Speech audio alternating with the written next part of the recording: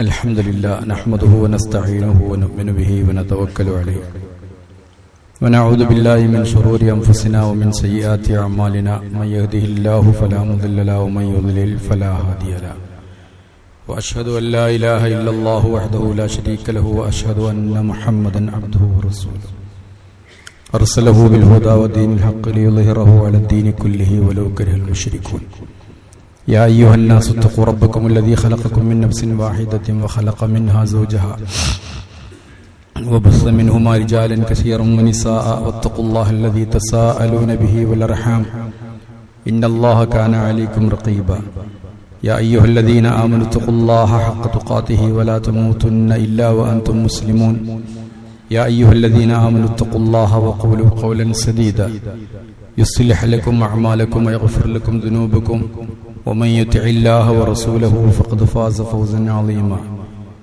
ثم أما بعد فإن خير الحديث كتاب الله وخير الهدي هدي محمد صلى الله عليه وسلم وشر الأمور محدثاتها وكل محدثة بدعة وكل بدعة ضلالة أيها الإخوة المؤمنون أوصيكم بتقوى الله أعوذ بالله من الشيطان الرجيم ومن الناس من يعجبك قوله في الحياة الدنيا ويشهد الله على ما في قلبه وهو ألد الخصام ബഹുമാന്യരായ മുഅ്മിനുകളെ മുഅ്മിനാത്തുകളെ തഖ്വ ഉള്ളവരായി ജീവിക്കണം എന്ന് വസിയ്യത്ത് ചെയ്യുകയാണ്.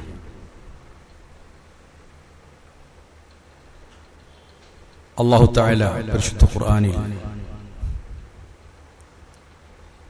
ഒരുപാട് ഭരണാധികാരികളെ കുറിച്ച് പറഞ്ഞിട്ടുണ്ട്. ഭരണീയരെ കുറിച്ചും പറഞ്ഞിട്ടുണ്ട്.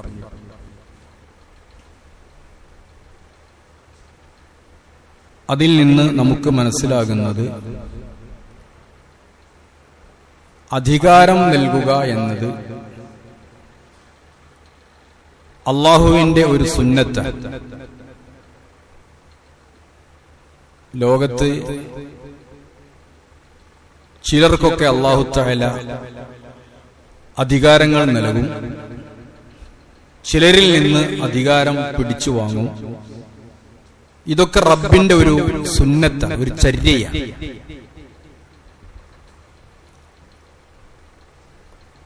ഖുർആനില് അല്ലാഹു പറയുന്ന ഒരായത്ത്, ഖുലില്ലാഹുമ്മ മാലിക്കൽ മുൽക്കി.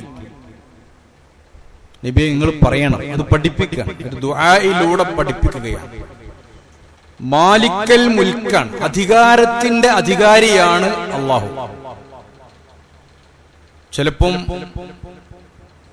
ഒരു കൂട്ടരെ അല്ലാഹു തആല ഭരിക്കാൻ ഏൽപ്പിക്കും. കുറച്ചു കഴിഞ്ഞാൽ അത് വാങ്ങിയിട്ട് വേറൊരു കൂട്ടരെ ഏൽപ്പിക്കും. തിൽക്കൽ അയ്യാമു നുദാവിലുഹാ ബൈനന്നാസ്. ജീവിതം അങ്ങനെ, കാലഘട്ടങ്ങൾ ഇങ്ങനെ മാറി മാറി മാറി വന്നുകൊണ്ടിരിക്കും എന്ന് ഖുർആൻ പറയുന്നു. അതുകൊണ്ടൊരു പ്രാർത്ഥനയിലൂടെ പഠിപ്പിക്കുന്നത് ഖുലില്ലാഹുമ്മ മാലിക്കൽ മുൽക്കി, അല്ലാഹുവേ നിങ്ങളാണ് അധികാരത്തിന്റെ അധികാരി, നിങ്ങളാണ് അധികാരത്തിന്റെ അധികാരി. ഈ മജ്ലിസുന്നൂറിൽ മുഹീദ്ദീന്മാരിലൊക്കെ ചിലപ്പോൾ ഉണ്ടാവും, നിലനെ കൊടുക്കാനും നിലനെ കളയാനും നായൻ അവർക്ക് അനുവാദം കൊടുത്തോർ എന്ന് മുഹീദ്ദീൻ ഷെയ്ഖിന്റെ പോരിശയായിട്ട് ത്വരീഖത്ത് കെട്ടിണ്ടാക്കിയ ഒരു വചനം നമുക്ക് കാണാൻ സാധിക്കും. അപ്പൊ ഒരു ഔലിയ വലിയ സ്ഥാനത്ത് ഉയരണമെങ്കിൽ അധികാരം പടച്ചോനോടൊക്കെ എത്തണ്ടേ. അതിന് പടച്ചോന്റെ ഒരു അധികാരം എടുത്ത് അദ്ദേഹത്തിനെ, അത് തെറ്റാണ്, ശിർക്കാണ്, നമുക്കറിയാം, ചാർത്തി കൊടുത്തത്. അത് ഖുർആൻ പറഞ്ഞതാണ്. ഖുർആൻ പറഞ്ഞതിനെതിരാണ് മുഹീദ്ദീൻ മാലിക് പറയുന്നത്. കൂട്ടത്ത് പറഞ്ഞു. അപ്പൊ മാലിക്കുൽ മുൽക്ക, അധികാരത്തിന്റെ അധികാരിയാണ് അല്ലാഹു. തൂത്തിൽ മുൽക മൻ തശാ. അല്ലാഹുവേ നീ ഉദ്ദേശിക്കുന്നവർക്ക് നീ അധികാരം കൊടുക്കും. വതൻസിഉൽ മുൽക മിമ്മൻ തശാ, നീ ഉദ്ദേശിക്കുന്നവരിൽ നിന്ന് അധികാരം പിടിച്ചെടുക്കും. അധികാരികളുടെ അധികാരം ഇല്ലാതാക്കും. ഒക്കെ പടച്ചോനാണ്. വതുഇസ്സു മൻ തശാ, നീ ഉദ്ദേശിക്കുന്നവരെ ഉയർത്തും, ഇസ്സത്തുള്ളവരാക്കും, അന്തസ്സുള്ളവരാക്കും.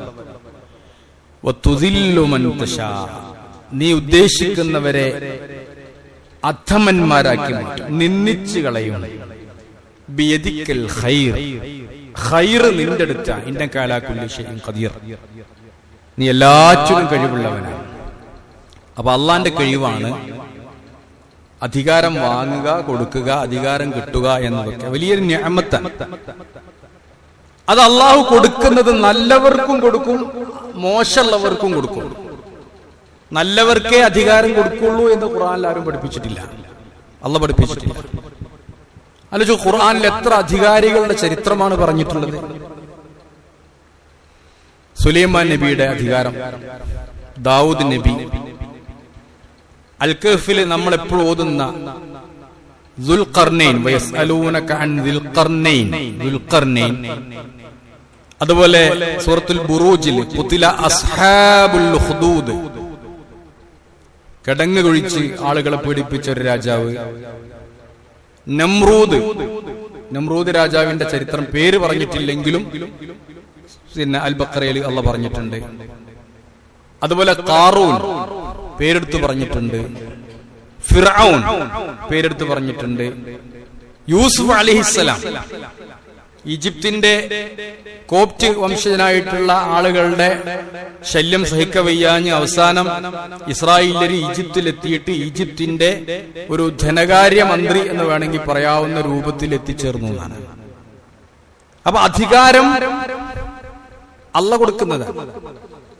ഒരു മനുഷ്യനെ സംബന്ധിച്ചിടത്തോളം അത് ചോദിച്ചു വാങ്ങാൻ പാടില്ല. അധികാരം നമ്മളൊക്കെ പറയല് സ്ഥാനാർത്ഥി എന്നാണ്, സ്ഥാനത്തിന് ആർത്തിയുള്ള ആള് എന്നാണ്. അതെന്തായാലും നടക്കട്ടെ, നമ്മുടെ ജനാധിപത്യ രൂപം അങ്ങനെയാണ്, അങ്ങനെ തന്നെയാണ് വേണ്ടത്. അപ്പൊ സ്ഥാനം ചോദിച്ചു വാങ്ങാൻ പാടില്ല. അബൂദറുൽ ഗഫാരി റളിയല്ലാഹു അൻഹു ഒരിക്കൽ നബിയോട് ചോദിച്ചു, എനിക്ക് ഒരു നേതൃസ്ഥാനം ഏൽപ്പിച്ചു തരണം. നബി പറഞ്ഞു, യാ അബാദർ ഇന്നക ലഈഫ്, അബൂദറേ നീ ദുർബലനാണ്.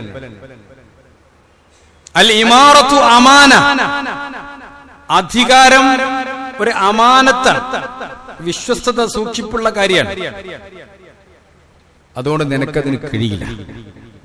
അത് വലിയ ബാധ്യതയാണ്, അത് പരലോകത്ത് വലിയ ഉത്തരവാദിത്തമുള്ള വിഷയമാണ്, ചോദ്യം ചെയ്യപ്പെടും. അങ്ങനെ അബൂദർ റളിയല്ലാഹു അൻഹുവിനെ നബി തങ്ങൾ അതിൽ നിന്ന് പിന്തിരിപ്പിക്കുകയാണ് ചെയ്തത്. പിന്നെ അതനുസരിച്ചുകൊണ്ട് യാത്ര പോകുമ്പോൾ പോലും അങ്ങനെയാണല്ലോ, അമീറില്ലാത്ത ഒരു ഭരണാധികാരി ഇല്ലാതിരിക്കാൻ പറ്റില്ല. അപ്പൊ ജനങ്ങളൊക്കെ മോശമാവും, ഭരിക്കാൻ ആള് വേണം. ആ ഭരണാധികാരി നമുക്ക് വേണ്ടത്, ഭരിക്കാൻ ആളില്ലാതാവുക എന്നതല്ല. ഇസ്ലാമിനെ സംബന്ധിച്ചിടത്തോളം യാത്ര പോകുമ്പോൾ വരെ 3 ആള് യാത്ര പോകണമെന്ന് ഏറ്റവും ചുരുങ്ങിയത്. അർ-റാകിബു ശൈത്താനുൻ, ഈ ഒരൊറ്റക്ക് യാത്ര ചെയ്യുന്ന ആള് ശൈത്താനാണെന്ന ഹദീസിൽ. 2 യാത്രികരാണെങ്കിൽ 2 ആളും ശൈത്താന്മാരാണ്. 3 ആള് അസ്സലാസത്തു റുക്ബുൻ, 3 ആള് പോയാലേ ശരിക്കൊരു യാത്രയാകുള്ളൂ എന്ന്. നിർബന്ധ സാഹചര്യങ്ങളൊക്കെ പോകണ്ടെന്നല്ല പറഞ്ഞു, ഹദീസിൽ അങ്ങനെ വന്നിട്ടുണ്ട്. 3 ആള് യാത്ര ചെയ്യുകയാണെങ്കിൽ ഒരാളെ അമീറാക്കണം എന്നാണ്, ഒരാളെ അതിന്റെ നേതാവാക്കണം. അത്ര പോലും ഒരു ഭരണത്തിന്, ഒരു ഇമാറത്തിന്, ഒരു നേതൃത്വത്തിന് ഇസ്ലാമിൽ സ്ഥാനമുണ്ട് എന്നതാണ് ഞാൻ പറഞ്ഞു വന്നത്. ഈ നബി തങ്ങള് അബൂദർ റളിയല്ലാഹു അൻഹുവിനോട് ഇത് പറഞ്ഞതിന്റെ ശേഷം ഒരു യാത്ര പോകുകയാണെങ്കിൽ പോലും അവിടെ ഒരു നേതൃത്വം വഹിക്കാൻ, അമീറാകാൻ അബൂദർ ഗഫാരി പിന്നെ സമ്മതിച്ചിട്ടില്ല എന്നാണ് ചരിത്രം പറയുന്നത്. അത്ര അധികം പ്രവാചകന്റെ വാക്കിനെ മുഖവിലക്കെടുത്തു എന്നാണ്. അപ്പൊ ഇമാറത്ത് എന്ന് പറയുന്നത് ചോദിച്ചു വാങ്ങേണ്ടതല്ല, അത് നമുക്ക് ഇഷ്ടപ്പെട്ട ആളുകൾക്ക് ഏൽപ്പിച്ചു കൊടുക്കേണ്ടതാണ്. അത് പല രൂപത്തിലുണ്ട്, വലിയ വിഷയമാണ്. ചുരുക്കി പറയാം, നിങ്ങൾ ആലോചിച്ച് നോക്കൂ, അധികാരം ഏറ്റെടുത്ത് നന്നായവരെ പറ്റിയും ഖുർആൻ പറയുന്നുണ്ട്, മോശമായവരെ പറ്റിയും ഖുർആൻ പറയുന്നുണ്ട്. ഏറ്റവും അധികം മോശമായ ഒരു അധികാരിയായിരുന്നു ഫിർഔൻ. നിങ്ങൾ കേട്ടിട്ടുണ്ടാവും, ഫിർഔൻ പറഞ്ഞത് ഖുർആനിൽ പറയുന്നത്, ഇന്ന ഫിർഔന അലാ ഫിൽ അർളി, അവൻ ഭൂമിയിൽ പൊങ്ങച്ചം നടിച്ചു, അധികാരം കൊണ്ട് വലിയ പൊങ്ങച്ചം കാണിച്ചു. വജഅല അഹ്ലഹാ ശിയഅ, ഈ അധികാരത്തിന്റെ ആളുകളെ എന്ന് പറഞ്ഞ ഭരണീയരെ ഭിന്നിപ്പിച്ചു. ഒരു വിഭാഗത്തെ ന്യൂനപക്ഷമാക്കി മാറ്റി. എന്നൊരു യുദബ്ബിഹു അബ്നാഅഹും വയസ്തഹീ നിസാഅഹും. അവിടുത്തെ ആണുങ്ങളൊക്കെ കൊല്ലാൻ തുടങ്ങി, പെണ്ണുങ്ങളൊക്കെ അവരാവശ്യത്തിന് വേണ്ടി ജീവിപ്പിക്കാനും തുടങ്ങി. ഇന്നഹു കാന മിനൽ മുഫ്സിദീൻ, അവൻ ഫസാദ് ഉണ്ടാക്കുകയായിരുന്നു. നമ്രൂദിനെയും പറയുന്നു. നമ്രൂദിനോട് ഇബ്രാഹിം അലൈഹിസ്സലാം പ്രബോധനം പറഞ്ഞപ്പോ നമ്രൂദ് പറഞ്ഞത്, ആരാ നിന്റെ റബ്ബ് ചോദിക്കാൻ, ധാർഷ്ട്യത്തോടെ ചോദിക്കാം. അപ്പൊ റബ്ബി അല്ലദീ യുഹ്യീ വയുമീത്ത്, എന്റെ റബ്ബ് ജീവിപ്പിക്കും മരിപ്പിക്കുകയും ചെയ്യുന്ന ആളാണ്. അപ്പൊ മൂപ്പര് പറഞ്ഞു, അന ഉഹ്യീ വഉമീത്ത്, ഞാനാണ് ജീവിപ്പിക്കും മരിപ്പിക്കുകയും ചെയ്യുന്ന ആള്. തെളിവാണെങ്കിൽ രണ്ടാളെ കൊണ്ടുവന്നിട്ട് ഒരാളെ തലവെട്ടി കൊന്ന് മറ്റേ പോകാൻ പറഞ്ഞു, ഞാനാണ് ജീവിപ്പിക്കുകയും മരിപ്പിക്കുകയും ചെയ്യും.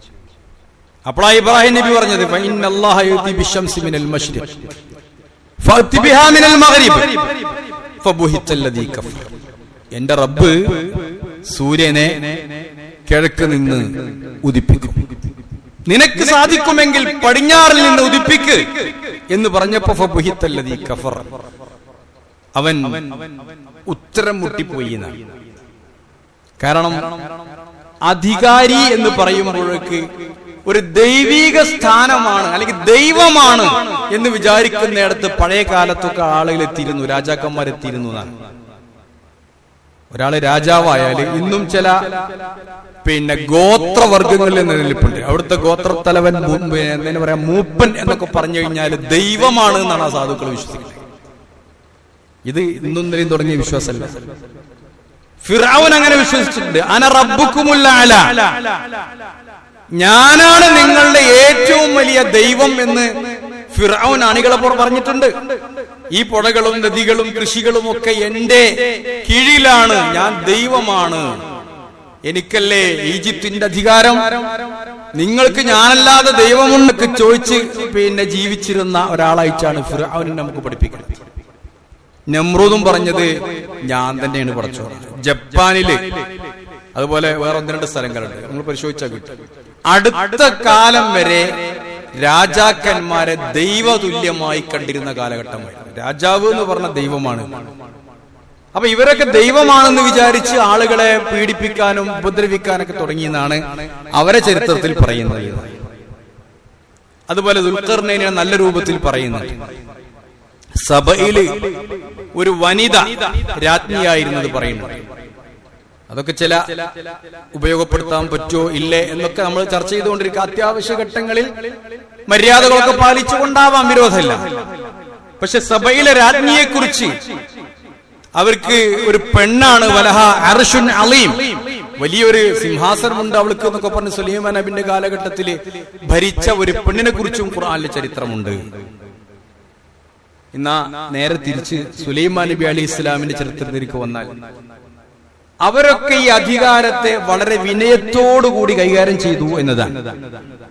അധികാരം ദൈവികമാണ് എന്നാണ് വിശ്വസിക്കേണ്ടത്. അധികാരി ദൈവമാണ് എന്നല്ല, അധികാരം ദൈവികമാണ് എന്ന് വിശ്വസിക്കുമ്പോ സുലൈമാൻ നബി അലൈഹി സ്വലാം പ്രാർത്ഥിച്ചു, റബ്ബി ഔസിഅനി അൻ അശ്കുറ നിഅമതകല്ലതി അൻഅംത അലയ്യ വഅലാ വാലിദയ്യ വഅൻ അഅമല സാലിഹൻ തർലാ വഅദ്ഖിൽനി ഫീ ഇബാദിക സാലിഹീൻ.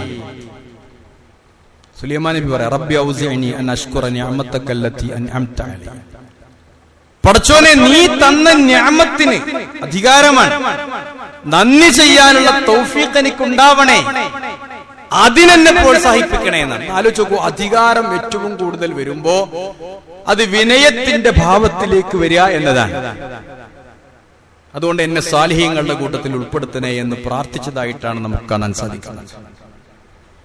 അതേപോലെ തന്നെ യൂസുഫ് അലൈഹിസ്സലാം വലിയ രാജാവായി, അധികാരിയായി, അവസാനം സുഹൃത്തുക്കളും സഹോദരന്മാരും വാപ്പയും ഉമ്മയും ഒക്കെ ഈജിപ്തിലെത്തിയപ്പോ അവിടുന്ന് പ്രാർത്ഥിച്ച ഒരു പ്രാർത്ഥന ഉണ്ട്, റബ്ബി ഖദ് ആതൈതനി മിനൽ മുൽക്ക്, വഅല്ലംതനി മിൻ തഅ്വീലിൽ അഹാദീസ് ഫാത്തിറസ് സമാവാതി വൽ അർദ് അൻത വലിയി ഫിദ് ദുനിയ വൽ ആഖിറ തവഫനി മുസ്ലിമൻ വഅൽഹിഖ്നി ബിസ്സാലിഹീൻ. അതാണ് അധികാരം കിട്ടുമ്പോ വിനയം വേണം എന്ന് പറയുന്നത്. റബ്ബി ഖദ് ആതൈതനി മിനൽ മുൽക്ക്, പടച്ചോനെ എനിക്ക് നീ അധികാരം തന്നു, എനിക്ക് സ്വപ്നത്തിന്റെ വ്യാഖ്യാനം പഠിപ്പിച്ചു തന്നു. ആകാശഭൂമികളുടെ സൃഷ്ടാവായ നാഥ, എന്നെ നീ മുസ്ലിമായി ജീവിപ്പിക്കുകയും മുസ്ലിമായി മരിപ്പിക്കുകയും സാലിഹ്യങ്ങളുടെ കൂടെ ചേർക്കുകയും വേണേ എന്ന്.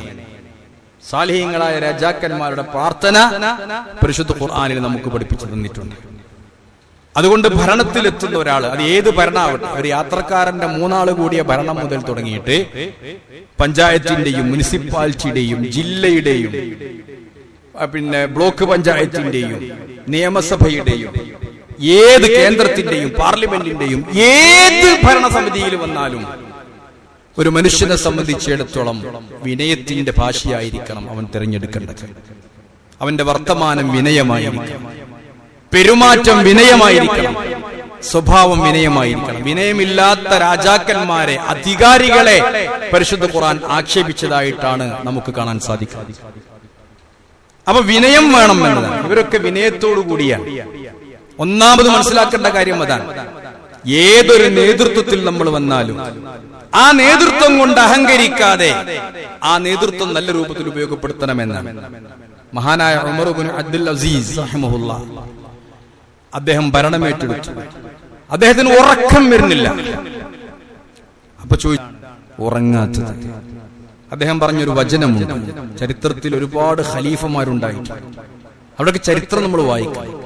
കൈഫ അനാമു വ ഉമ്മത്തു മുഹമ്മദ് സല്ലല്ലാഹു അലൈഹി വസല്ലം ഫീ ഉനുഖി, ഞാൻ എങ്ങനെ ഉറങ്ങും? മുഹമ്മദ് നബി സല്ലല്ലാഹു അലൈഹി വസല്ലമയുടെ സമുദായം ഉമ്മത്ത് ഏൽപ്പിക്കപ്പെട്ടത് എന്റെ പെരടിയിലാണ് എന്ന്. അതാണ് വിനയം. എല്ലാറ്റിന്റെയും ഉത്തരവാദിത്വം ഏൽക്കുക എന്നത് വലിയൊരു പ്രയാസമുള്ളതായിട്ടാണ് ഖലീഫമാര് രാജാക്കന്മാരൊക്കെ കണ്ടിട്ടുള്ളത്.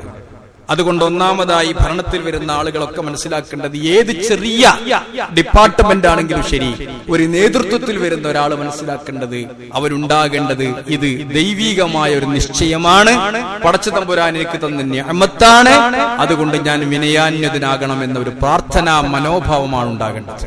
ഇനി ഞാൻ മുതൽ എല്ലാവരുടെയും അധികാരിയായിരിക്കുന്നു, എനിക്ക് ഇനി ആരെയും പേടിക്കേണ്ടതില്ല എന്ന ചിന്തയല്ല. രണ്ടാമത്തെ കാര്യം, ഭരണത്തിൽ വരാൻ ഒരുപാട് കാര്യങ്ങള് ഭരണീയർക്ക് വാഗ്ദാനം ചെയ്യും. ഞങ്ങൾ ജയിച്ചാൽ അങ്ങനെക്കും ഇങ്ങനെക്കും അതാക്കും ഇതാക്കും എന്നൊക്കെ പറയും. പക്ഷെ ഈ പറയുന്ന കാര്യങ്ങൾ പാലിക്കണം എന്നതാണ് ഇസ്ലാമിന്റെ കാഴ്ചപ്പാട്, ഖുർആന്റെ കാഴ്ചപ്പാട്. അതാണ് ഞാൻ നിങ്ങൾ ഓതി കേൾപ്പിച്ച അൽ ബഖറയിൽ ഒരു ആയത്താണ്. കൂടുതലൊന്നും പറയേണ്ട, ആ ആയത്തിന്റെ ഒരൊറ്റ ആശയം മനസ്സിലാക്കിയാൽ മതി. ഇതൊക്കെ നമ്മുടെ നാട്ടിൽ നടക്കൂല്ലേ നോക്കിയാൽ. വമിനൻ നാസി മൻ യുഅ്ജിബുക ഖൗലുഹു ഫിൽ ഹയാത്തി ദുനിയ, ചില മനുഷ്യന്മാർ, വമിനൻ നാസി ജനങ്ങളിലുണ്ട് ചില ആളുകൾ, യുഅ്ജിബുക ഖൗലുഹു ഫിൽ ഹയാത്തി ദുനിയ, ഐഹിക ജീവിതത്തിൽ അവന്റെ വർത്തമാനം കേട്ട നീ അത്ഭുതപ്പെട്ടു പോകും. ആ ജാതി വർത്തമാനങ്ങളാണ് പറയാം. ഞാനിവിടെ തേനൊഴുക്കും, പാലൊഴുക്കും, അതുണ്ടാക്കും, ഇതുണ്ടാക്കും, അങ്ങനെ ഫ്രീ തരും, ഇങ്ങനെ അത്ര തരും, ഇത്ര കിലോ ഇങ്ങനെ തരും, പെൻഷൻ ഇങ്ങനെ തരും, ഒക്കെ ഒരുപാട് കാര്യങ്ങൾ പറയും. എന്നിട്ടോ മുഅ്മിനൻ നാസി മൻ യുഅ്ജിബുക ഖൗലുഹു ഫിൽ ഹയാത്തി ദുനിയ വയുഷ്ഹിദുല്ലാഹ അലാ മാ ഫീ ഖൽബിഹി, അല്ലാഹനെ മുൻനിർത്തി പോലും സത്യം ചെയ്യും, ഞങ്ങൾ എന്തായാലും ചെയ്യും. അല്ല പറയുന്നു വഹുവ അലദ്ദുൽ ഖിസാം, അവൻ വലിയ താർക്കികനാകുന്നു. നല്ല തർക്കം, അവനോടൊന്നും തർക്കിച്ചാ എത്തില്ല, അവൻ അത്ര അധികം വാഗ്ദാനങ്ങൾ ചെയ്യും. പക്ഷേ വൈദാ തവല്ല, അവൻ അധികാരം കിട്ടിയാൽ സആഫിൽ അർളി, അവൻ ഭൂമിയിൽ അങ്ങനെ സഞ്ചരിക്കും. ലിയുഫ്സിദ ഫീഹാ, പിന്നെ അവൻ കുഴപ്പമുണ്ടാക്കുക ചെയ്യാം. കൊടുത്തിരുന്നതും കൂടി കൊടുക്കുക, കിട്ടിയിരുന്നതും കൂടി ഇല്ലാതാക്കും. ആലോചിച്ചു നോക്കൂ. ഇങ്ങനെയൊക്കെ പലതും നമ്മുടെ ഒരു ഭരണം മാറുമ്പോ പത്രത്തിൽ പലതും എഴുതുട്ടോ. ഞങ്ങൾ ഇതുവരെ തന്ന ജോലി തരുമോ നോക്കുക, ഒരു കൊല്ലം കാത്തു നോക്കുക, നമുക്ക് ഇങ്ങനെ എഴുതുണ്ടാവും. അതൊന്നുമല്ല പറയണത്, നമ്മൾ ചെയ്യേണ്ട ഉത്തരവാദിത്തം പറയണത്. അധികാരം കിട്ടിയാൽ സആഫിൽ അർളി ലിയുഫ്സിദ ഫീഹാ, ഭൂമിയിൽ കുഴപ്പമുണ്ടാക്കും. വയുഹ്ലികൽ ഹർസ വന്നസ്ൽ, സന്താനങ്ങളെയും കൃഷിയെയും ഒക്കെ നശിപ്പിക്കും. വല്ലാഹു ലാ യുഹിബ്ബുൽ ഫസാദ്. ഇത്തരം ഫസാദ്, കുഴപ്പമുണ്ടാക്കൽ ഒരിക്കലും അള്ളാഹ്ക്ക് ഇഷ്ടമില്ല എന്ന് പറഞ്ഞാൽ പൊതുമുതൽ നശിപ്പിക്കുമെന്നാണ് അതിന്റെ വ്യാഖ്യാനം. പൊതുമുതൽ നശിപ്പിക്കും. ഞാൻ പറയുന്നുണ്ട്, പൊതുമുതൽ നശിപ്പിക്കും. ആർക്കൊന്നും ചെയ്യും. അധികാരം കിട്ടുന്നത് വരെ പ്രകടന പത്രിക അതിങ്ങനെ വായിച്ചാൽ, ഇവർക്ക് വോട്ട് കൊടുത്താൽ എല്ലാം നടക്കുമെന്ന് തോന്നിപ്പോകുന്ന രൂപത്തില് എല്ലാരും അങ്ങനെ തന്നെയാണ്. ഒരുപാട് വാഗ്ദാനങ്ങൾ ചെയ്യും. പക്ഷെ എന്ത് വേണം? ഇസ്ലാമികമായിട്ട് പരിശുദ്ധ ഖുർആനിന്റെ അധ്യാപനം നോക്കുമ്പോ അത് ചെയ്യുന്നവരെ ജനങ്ങൾ അംഗീകരിക്കുള്ളൂ എന്നാണ്. ഇല്ലെങ്കിലോ യൂത്തിൽ മുൽക്ക മൻ തശാ വ തൻസിഉൽ മുൽക്ക മൻ തശാ. ഇവന്റെ അധികാരം കുറച്ച് കഴിഞ്ഞാൽ അല്ലാഹു ഒഴിവാക്കിയിട്ട് വേറെയുള്ളവർക്ക് കൊടുക്കും. അതുകൊണ്ട് നടപ്പിലാക്കുക. എന്തെങ്കിലും വാഗ്ദാനങ്ങൾ ചെയ്തിട്ടുണ്ടെങ്കിൽ ആ വാഗ്ദാനം നിർബന്ധമായും നടപ്പിലാക്കണം. അതൊരു അധികാരിയുടെ ബാധ്യത. ആരും കുറ്റം പറയാൻ പാടില്ല. അവിടുന്ന് കിട്ടിയിട്ടില്ല, ഇവിടുന്ന് തന്നിട്ടില്ല, അവിടെ അനുവദിച്ചിട്ടില്ല, പല കാരണങ്ങളും പറയാം. പക്ഷേ ഒരു മനുഷ്യന്റെ ഉത്തരവാദിത്തം ജനങ്ങളോട് വാഗ്ദാനം ചെയ്തിട്ടുണ്ടെങ്കിൽ അത് പാലിക്കണം എന്നാണ്. അപ്പൊ അധികാരം അങ്ങനെയാണ്. മൂന്നാമതായി മനസ്സിലാക്കേണ്ട ഒരു കാര്യം, പൊതുമുതല് ഒരു കാരണവശാലും പൊതുമുതൽ നശിപ്പിക്കാൻ പാടില്ല. പൊതുമുതല് വളരെ ഗൗരവമുള്ളത്. ബൈത്തുൽ മാൽ, അങ്ങനെ അറബിയിൽ അങ്ങനെ പറയാം, ബൈത്തുൽ മാൽ. നിങ്ങൾക്കറിയോ, ലോകത്ത് ജീവിച്ച രാജാക്കന്മാരും മന്ത്രിമാരും അധികാരികൾ ആരും തന്നെ പൊതുമുതൽ സ്വന്തമാക്കി അത് തനിക്ക് വേണ്ടി, തന്റെ കുടുംബത്തിന് വേണ്ടി, തന്റെ ചികിത്സക്ക് വേണ്ടി, തന്റെ തന്റെ സ്വന്തം വീടിന്റെയും തന്റെ സ്വന്തം മക്കളുടെയും ആവശ്യങ്ങൾക്ക് വേണ്ടി വിനിയോഗിക്കാമെന്ന് മനസ്സിലാക്കിയിട്ടില്ല. അബൂബക്കർ റളിയല്ലാഹു അൻഹു ഖിലാഫത്ത് ഏറ്റെടുക്കുക, സാധാരണ പോലെ പണിക്ക് പോവുക, കൂലിപ്പണിക്ക് പോവുക.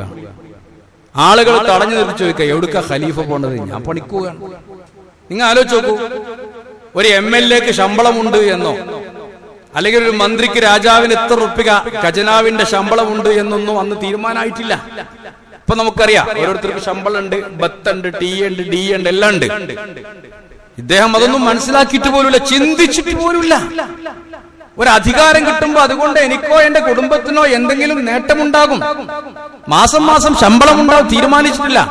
അങ്ങനെ പണിക്ക് പോകുന്നത് ഭരണത്തിൽ പ്രയാസമായപ്പോഴാണ് ഷൂറ കൂടി എല്ലാവരും കൂടി ചർച്ച ചെയ്തിട്ട് ഒരു തീരുമാനത്തിലെത്തിയത്. എന്താ എത്തിയത്? ഖലീഫക്ക് ബൈത്തുൽ മാലിൽ നിന്ന് ആവശ്യത്തിലുള്ള ശമ്പളം കൊടുക്കണം. അങ്ങനെയാണ് ബൈത്തുൽ മാലിൽ നിന്ന് ഖിലാഫത്ത്, അധികാരിക്ക് ശമ്പളം കൊടുക്കാം എന്നൊരു തീരുമാനം ഇസ്ലാമിക ഗവൺമെന്റിൽ എത്തിത്തീർന്നത് എന്ന് നമ്മൾ പഠിക്കാം. സാധാരണ പോലെ. അപ്പൊ പൊതുമുതൽ അങ്ങനെയാണ്. ഉമർ ഇബ്നു ഖത്താബ് റളിയല്ലാഹു അൻഹു, അദ്ദേഹത്തിന്റെ കാര്യങ്ങൾ ആലോചിച്ച് നോക്കൂ. ഒരിക്കൽ ഒരു തടിച്ച ഒട്ടകത്തിനെ കണ്ട്, അവരുടെയൊക്കെ സൂക്ഷ്മത, ഒട്ടകം നല്ല കൊഴുത്ത് തടിച്ചു നിൽക്കാൻ. ധാരൊട്ടകാന്ന് ചോദിച്ചു. അപ്പോഴാ പറഞ്ഞത് അത് നിങ്ങളെ മകന്റെ ഒട്ടകം, അബ്ദുല്ലാഹി ഇബ്നു ഉമർ റളിയല്ലാഹു അൻഹുവിന്റെ ഒട്ടകമാണ്. അപ്പൊ അദ്ദേഹം മകനെ വിളിച്ചു, ഒട്ടകത്തെ കൊണ്ടുവരാൻ. ഈ ഒട്ടകം എന്താ എങ്ങനെ തടിച്ചത്, എന്തേ തീറ്റി? അദ്ദേഹം പറഞ്ഞു, ഞാനത് സ്വന്തം മേച്ച് നടക്കണ്ടല്ലോ എന്ന് വിചാരിച്ചിട്ട് പൊതു മേച്ചിൽ സ്ഥലങ്ങൾ ഉണ്ടാവും, അവിടെ കൊണ്ടുപോയി മേച്ചു എന്നാണ്. വേറൊന്നും ഉണ്ടായിട്ടില്ല. അപ്പൊ ഉമർ ഖത്താബ് റളിയല്ലാഹു അൻഹു അതിൽ ഇജ്തിഹാദ് നടത്തി. നിന്റെ ഒട്ടകത്തെ നീ അവിടെ കൊണ്ടുപോയി മേച്ചാല് എല്ലാരും അവിടെ മേക്കാൻ വരും. അപ്പൊ നിന്റെ ഒട്ടകത്തിനെ കാണും. അങ്ങനെ കാണുമ്പോ എല്ലാരും പറയും, ആ ഒട്ടക എന്ത് ഒൽമാണിച്ചാലും ആരും തടയില്ല, നമ്മുടെ ഖലീഫന്റെ ഒട്ടകം പോട്ടങ്ങട്ട് അത് അവിടെ തിന്നോട്ടെ. പിന്നെ എന്താ ഇതിന് കിട്ടിയില്ലെങ്കിലും പാടില്ല, അവിടെ തിന്നോട്ടെ. എല്ലാരും പാടെ അതിനെ തീറ്റാൻ ഒരുങ്ങും. അതുകൊണ്ട് അങ്ങനെ തടിച്ചതായിരിക്കാം. ഒരു കാര്യം ചെയ്തോ, അതിന്റെ നിനക്ക് എത്രയാണ് ചെലവ് എന്ന് പറഞ്ഞാൽ അതിന്റെ മൂലധനം, ക്യാപിറ്റൽ എത്രയാണ്, അതിനുള്ള ചെലവ് എത്ര, സാധാരണ ഒട്ടകത്തിന്റെ ചെലവ് എത്ര, അത് നീ എടുത്തോ. അതിനെ വിറ്റിട്ട് ബാക്കിയുള്ള പൈസ ബൈത്തുൽ മാലിൽ അടക്കണം എന്ന് പറഞ്ഞു. എത്ര സൂക്ഷ്മതയാണ്. പൊതുമുതലേ ബൈത്തുൽ മാലിൽ അടക്കണം. ഉമർ ഇബ്നു അബ്ദുൽ അസീസ് റഹിമഹുല്ലാ, അദ്ദേഹത്തിന്റെ ചരിത്രവും വളരെ പ്രസക്തമാണ്. രണ്ടാം ഉമർ എന്നൊക്കെയാണ് അറിയപ്പെടുന്നത്. ഒരാള് വരികയാണ്, വന്നിട്ട് വീട്ടിൽ വെച്ച് ചർച്ച നടക്കുക. എന്ത് ചർച്ച? രാജ്യത്തിന്റെ ഭരണവും അതുമായി ബന്ധപ്പെട്ട കാര്യങ്ങളൊക്കെ ചർച്ച നടക്കുക. അപ്പൊ 2 വിളക്ക് കത്തുന്നുണ്ട്, ചെറിയ 2 വിളക്ക്, എന്നാൽ തന്നെ അത്ര ഉണ്ടാവുള്ളൂ ആ കാലത്ത്. പിന്നെ അദ്ദേഹം ചോദിച്ചു, എങ്ങനെയുണ്ട് ഖലീഫ, നിങ്ങളെ മക്കളെങ്ങനെ, കുട്ടികളെങ്ങനെ, നിങ്ങൾക്ക് സുഖല്ലേ, നിങ്ങളെ ആരോഗ്യം എങ്ങനെ ചോദിച്ചപ്പോൾ മൂപ്പര് ഒരു വിളക്ക് കെടുത്തി, ഒരു ചെറിയ വിളക്ക്, ഒരു അപ്പുറത്ത് കത്തിയിരുന്ന ഒരു വിളക്ക് കെടുത്തി. അതെന്തെങ്ങനെ? അല്ല, ഇതുവരെ നമ്മള് പൊതുകാര്യാണ് ചർച്ച ചെയ്യുന്നത്. അത് ബൈത്തുൽ മാലിന്റെ പൈസ എടുക്കാം, ഇതിഞ്ഞു പറ്റൂ, ഇതിന്റെ വിളക്കാണ്, അത് കത്തിക്കോട്ടെ. മറ്റേത് ബൈത്തുൽ മാലിലെ വിളിച്ചാണ്. ബൈത്തുൽ മാലിലെ വിളിച്ചാൽ കത്തിച്ചിരുന്നിട്ട് നമ്മുടെ കാര്യം ചർച്ച ചെയ്യേണ്ടതാണ്. നിങ്ങളൊന്ന് ആലോചിച്ച് നോക്കൂ, എത്രയാണ് ഇന്നത്തെ കാലത്ത് പത്രം വായിച്ചാല് ആവശ്യത്തിനും അനാവശ്യത്തിനും എത്രയാണ് പൊതുമുതല് നശിപ്പിക്കുന്നത്. പൊതുമുതൽ എത്രയാണ് പലപ്പോഴും സ്വന്തം കാര്യത്തിന് നമുക്ക് തോന്നിയില്ലെങ്കിലും മറ്റുള്ളവർ ആരോപിക്കാവുന്ന തരത്തിൽ സ്വന്തം കാര്യത്തിന് വേണ്ടി പൊതുമുതൽ ഉപയോഗിക്കുന്നത്. ആ സൂക്ഷ്മതയൊക്കെ എടുത്തുപോയിട്ടുണ്ട് ഭരണാധികാരികളിൽ പലപ്പോഴും. അതിലേക്കൊക്കെ തിരിച്ചു വരണം. ആശയമുള്ളവർ, ആദർശമുള്ളവർ, രാഷ്ട്രീയ മികവ് പാലിക്കുന്നവർ ഏറ്റവും നല്ല ചര്യയിലേക്ക് തിരിച്ചു വന്ന് പാവപ്പെട്ട ജനങ്ങൾക്ക് മാതൃക കാണിച്ചു കൊടുക്കണം. ഉമർ ഇബ്നു അബ്ദുൽ അസീസിന്റെ അടുത്ത് ബൈത്തുൽ മാലിലേക്ക് അല്പം സുഗന്ധം വരികയാണ്. ഈ സുഗന്ധം കുപ്പിയിലേക്ക് ആക്കുമ്പോ അദ്ദേഹം മൂക്ക് പൊത്തുകയാണ്. ഇതൊക്കെ ചരിത്രം. മൂക്ക് പൊത്തിയിട്ടാണ് സുഗന്ധം ഇങ്ങനെ കുപ്പിയിലേക്ക് ആക്കുന്നത്. അവ ചോദിച്ചു, എന്തിനാ ഈ മൂക്ക് പൊത്തൽ? അദ്ദേഹം പറഞ്ഞ മറുപടി, ഈ ആകെ സുഗന്ധം കൊണ്ടുള്ള ഉപകാരം എന്ന് പറഞ്ഞാൽ അതിന്റെ ആ ഗന്ധമാണല്ലോ. അപ്പൊ ഇത് ബൈത്തുൽ മാലിക്ക് കിട്ടിയ സുഗന്ധാണ്. ആ സുഗന്ധം എന്റെ മൂക്കിൽ കൂടെ കയറാൻ പറ്റൂ, എന്റെ മാത്രം മൂക്കിൽ കൂടെ കയറാനുള്ളതല്ലോ. അത് അതിന് അർഹതപ്പെട്ടവർക്ക് എത്തിക്കണം എന്നാണ്. ഇത്രയധികം സൂക്ഷ്മത പാലിച്ചിട്ടായിരുന്നു ബൈത്തുൽ മാലിന്റെ കാര്യങ്ങളൊക്കെ ഉപയോഗിച്ചിരുന്നത് എന്ന്. അതുപോലെ തന്നെ നീതി പാലിക്കണം. നീതി പാലിക്കണം. ഉമർ റളിയല്ലാഹു അൻഹു അദ്ദേഹത്തെ അന്വേഷിച്ച് കൊട്ടാരം അന്വേഷിച്ചിട്ടാ വരുന്നത്. പേർഷ്യ എന്നൊരാൾ വരികയാണ്. എല്ലായിടത്തും അന്വേഷിച്ചു ഒരു ഖലീഫന്റെ കൊട്ടാരം. നമുക്കൊക്കെ അങ്ങനെ പരിചയമുള്ളൂ. ഈ കൊട്ടാരം അന്വേഷിച്ച് വരുമ്പോ കാണില്ല. അവസാനം ഒരു പാവപ്പെട്ട മനുഷ്യനോട് ചോദിച്ചു, എവിടെയാണ് ഉമറിന്റെ കൊട്ടാരം? കൊട്ടാരോ? അങ്ങനെ കൊട്ടാരമുള്ളതായി ഞങ്ങൾക്ക് ആർക്കും അറിയില്ല. അങ്ങനെ പോയി നോക്കുമ്പോ എവിടെയാണ് നിങ്ങളുടെ ഖലീഫ ഉമർ? കാണിച്ചു കൊടുത്തു. ആ കിടക്കണു അവിടെ ഈത്തപ്പന മരത്തിന്റെ ചുവട്ടില് ഒരു കല്ല് അല്ലെങ്കിൽ ഒരു മരക്കഷ്ണം, ഈത്തപ്പന്റെ ഒരു കഷ്ണം തലയിൽ വെച്ചിട്ട് തല വെച്ച് ഇങ്ങനെ കടന്നുറങ്ങുകയാണ്. ഇയാള് ദൂതൻ, മറ്റൊരു രാജാവിന്റെ ദൂതൻ വന്ന് ഇങ്ങനെ ചെന്ന് നോക്കിയിട്ട് വിളിച്ചു. അപ്പോ മുപ്പരിന്ന് ഉമറുള്ളാഹു എഴുന്നേറ്റു. അങ്ങനാണോ ഉമർ? അതെ, ഞാനോ. സുഖമായിട്ട് കടന്നു. ഉമർ അയാൾ നടത്തിയ പ്രഖ്യാപന ചരിത്രത്തിൽ കാണാം. സത്യസന്ധമായ ചരിത്രങ്ങളാണ്. ഇതിലൊന്നും അതിശയോക്തിയില്ല. അവരും ഭരണാധികാരികളാണ്. കാരണം യൂഫ്രട്ടീസിന്റെ ഭാഗത്ത് ഒരു ആട്ടിൻകുട്ടി ചാകേണ്ടി വന്നാൽ, വിശന്ന് ചത്താൽ ഈ ഉമർ അതിന് മറുപടി പറയേണ്ടി വരുമെന്ന് പ്രഖ്യാപിച്ചതാണ് ഭരണമേറ്റെടുത്തു ഉമർ റളിയല്ലാഹു അൻഹു. ഭരണാധികാരിക്ക് അത്രത്തോളം ഉത്തരവാദിത്വമുണ്ട്. അതുകൊണ്ടാണ് പറഞ്ഞ ഹക്കംത, നിങ്ങൾ വിധിച്ചു, നിങ്ങൾ ഖാലിയരായി, നിങ്ങൾ നീതി പാലിച്ചു. അതുകൊണ്ട് ഉമർ, ഉമറെ നിങ്ങൾ സുഖമായി ഉറങ്ങുന്നു. മറ്റു രാജാക്കന്മാരൊന്നും അങ്ങനെ സെക്യൂരിറ്റി ഒന്നും ഇല്ലാതെ സുഖമായിട്ട് ഉറങ്ങുന്നത് കണ്ടിട്ടില്ല. അദ്ദേഹം പോലും അത്ഭുതപ്പെട്ടു എന്നുള്ളതാണ്. യാത്ര പോവുക, രാത്രി ഉറക്കല്ല, രാത്രി ഇങ്ങനെ പ്രച്ഛന്ന വേഷനായിട്ട് അദ്ദേഹം നടക്കും. പല കഥകളും കേട്ടിട്ടുണ്ടോ? ഒരു കഥ നിങ്ങൾക്ക് അറിയണ കഥ തന്നെയാണ്. കുട്ടികള് വെള്ളം വെച്ച് ഉമ്മ കുട്ടികളുമായി ഇങ്ങനെ ഇരിക്കാൻ ചോദിച്ചു. ഉമർ എന്ന് ചോദിച്ചു, എന്താണ്? വിശന്നിട്ടാണ്, ഒന്നും കഴിക്കാനില്ല. അപ്പോ അടുപ്പത്തെന്താണ്? അത് വെറും വെള്ളാണ്. അതുകൊണ്ട് കുട്ടികൾ ഇപ്പൊ ആകും, വെള്ളപ്പൊ കിട്ടും, ഇപ്പൊ വെന്ത് ഭക്ഷണാവും എന്ന് പറഞ്ഞ ഇരിക്കുമ്പോ കുട്ടികൾ ക്ഷീണിച്ച് ഉറങ്ങും. ആ ഉറങ്ങുന്നത് വരെ ഞാനിതിങ്ങനെ കത്തിച്ചുകൊണ്ടിരിക്കും, ഇതിങ്ങനെ വെച്ചുകൊണ്ടിരിക്കും, ഒന്നുമില്ല ഇതിൽ ഇടാനെന്ന് പറഞ്ഞപ്പോ ഉമർ റളിയല്ലാഹു അൻഹു വല്ലാത്ത വിഷമായി പോയി. ബൈത്തുൽ മാലിൽ നിന്ന് അത് അറിഞ്ഞിട്ടുണ്ടായിരുന്നില്ല. കുറച്ച് റൊട്ടിയും കുറച്ച് പൊടിയൊക്കെ കൊടുന്ന് പലതും കഥകൾ പറയണ്ട്. സംഗതി ഇതാണ്, ഭക്ഷണം ഉണ്ടാക്കി കൊടുത്തു.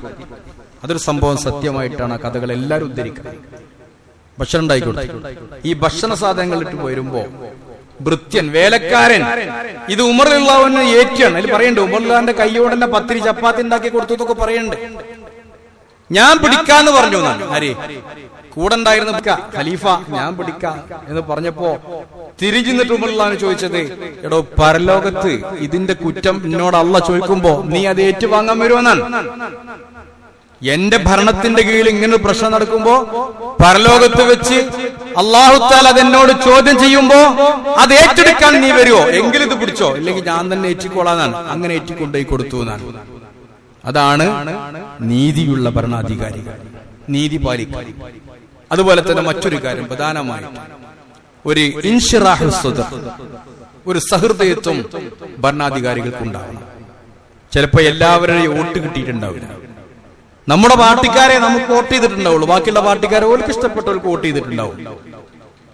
വോട്ട് ചെയ്തവർക്ക് മാത്രമല്ല സഹായം കൊടുക്കേണ്ടത്, എല്ലാവരെയും ഉൾക്കൊള്ളണം. ശത്രുക്കളെ വരെ സഹായിക്കാൻ തയ്യാറാവണം. നമുക്കറിയാലോ, യൂസുഫ് നബി അലൈഹിസ്സലാം തന്റെ സ്വന്തക്കാര്, ശത്രുക്കള്, തന്നെ കിണറ്റിക്കൊണ്ടേയിട്ട ആളുകള്, അവരൊക്കെ ഭക്ഷണത്തിൽ വരുമ്പോ ഭക്ഷണം കൊടുത്തു എന്ന് മാത്രമല്ല, അവര് വീണ്ടും തിരിച്ചു വരാൻ വേണ്ടി അവർ തന്ന ചില്ലാനം പോലും അതിലിട്ട് മടക്കി കൊടുത്തു എന്നാ ഖുർആൻ പറയുന്നത്. ഇൻഷിറാഹുസ് സദ്ർ. ഫിർഔനിനെ പ്രബോധനത്തിന് പറഞ്ഞയക്കുന്നത് മൂസാ നബിയാണ്. തികച്ചും ശത്രുവാൻ. ആ ശത്രുതയിലാണ് മൂസാ നബി അവിടെ നിന്ന് നാട് വിട്ടത്. എന്നിട്ടും അതേ മൂസ അലൈഹിസ്സലാം ആ ഫിർഔനോട് ദഅവത്തിന് വേണ്ടി പോവുകയാണ്. അതാണ് റബ്ബി ഇശ്റഹ് ലി സുദ്രി, പടച്ചോനെ എനിക്കൊരു ഇൻഷിറാഹു സുദ്ർ വേണമെന്നാണ്. എന്ന് പറഞ്ഞാൽ എനിക്ക് എതിരെ പ്രകടനം നടത്തിയ, എനിക്കെതിരെ വോട്ട് ചെയ്ത, എനിക്കെതിരെ ചീത്ത മുദ്രാവാക്യം വിളിച്ച അവനെതിരായിട്ട് ഞാൻ ജയിച്ചു വരുമ്പോ അതൊക്കെ അഫൂ ചെയ്യണം, ഇല്ലാത്ത പോലെയാക്കണം. എല്ലാ പാർട്ടിക്കാരെയും എല്ലാ പ്രസ്ഥാനക്കാരെയും അനുകൂലികളെയും പ്രതികൂലികളെയും ഒക്കെ എത്രത്തോളം ശത്രുത അവരിൽ നിന്നുണ്ടെങ്കിലും അവരെയൊക്കെ ഒരേ കണ്ണുകൊണ്ട് കാണാൻ ഭരണാധികാരികൾ കഴിയണം. അതാണ് മുഹമ്മദ് നബി സല്ലല്ലാഹു അലൈഹി വസല്ലമയോട് അല്ലാഹ് പറഞ്ഞത്, അലം നശ്റഹ് ലക സുദ്റക, നിനക്കൊരു ഹൃദയവിശാലത തന്നില്ലയോ? ശത്രുക്കളായിരിക്കും, ആദർശപരമായി ഭിന്നരായിരിക്കും, പക്ഷേ ഭരണത്തിലൊരാൾ വന്നാൽ അത് ഏത് പാർട്ടിയാ നോക്കിയിട്ടല്ല സഹായിക്കണം. അതെല്ലാവരും നമ്മുടെ ആളുകളാണ്. MLA എന്ന് പറഞ്ഞാൽ എല്ലാവരുടെയും MLA ആണ്. ഞാൻ ഇന്ന പാർട്ടിയുടെ MLA ആണ്, ശരിയാണ്, അങ്ങനെ പറയാം. പക്ഷേ എന്റെ പാർട്ടിക്കാർക്ക് ഞാൻ സഹായിക്കുള്ളൂ എന്നൊരു MLAക്ക് പറയാൻ പറ്റില്ല എന്നതാണ്.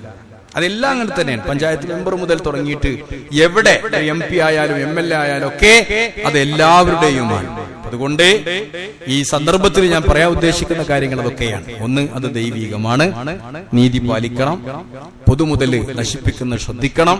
അങ്ങനെയൊക്കെ ഉണ്ടെങ്കിൽ ജനങ്ങള് ഒക്കെ മനസ്സിലാക്കും. അപ്പൊ ജനങ്ങൾക്ക് ഈ നല്ലവരാണ്, നല്ല ഭരണം കാഴ്ചവെക്കാൻ അധികാരത്തിലെത്തുന്നവർക്ക് കഴിയണം, എല്ലാവരെയും ഒരുപോലെ പരിഗണിക്കാൻ കഴിയണം.